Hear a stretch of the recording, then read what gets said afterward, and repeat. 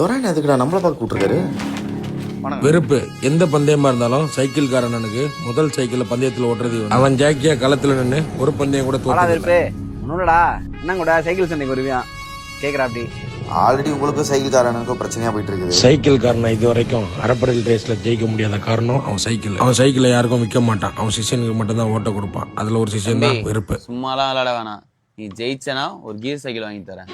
ரத்னசாமி இது வரைக்கும் சைக்கிள் சண்டையில தோத்ததே கிடையாது சைக்கிள்காரனை தவிர. அவனை எப்படியா ஜெயிக்கிறதுக்காக தான் இந்த பேச்சுவார்த்தை. அவன் பயந்துட்டான். பயமா எனக்கா? நாங்களாம் சுனாமிலே ஸ்விம்மிங்க போடுறவங்க. அப்படியா? ஸ்விம்மிங் போடு.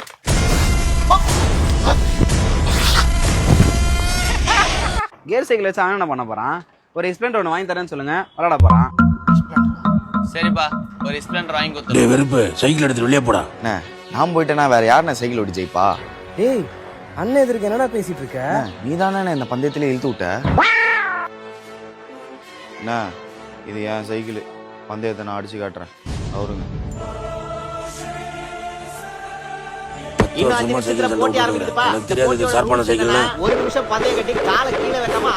இந்த மாதிரி லேடி பை சைக்கிள்லாம் 10 செகண்ட்ல ஜாமீன் ஆயிடுனா. களத்துல லேடி பேர்டு பொன் வண்டோம் ரோடியோ சிறு வண்டும் மோதுறாங்க. அட கள 8ல போட்டி முடிஞ்சே போச்சு. சாமியோட சைக்கிள நம்ம வெறுப்போட லேடி பேர்டு 10 செகண்ட்ல முடிச்சுப்பா. இது வேர்ல்டுலயே ஒரு ஹிஸ்டரியா.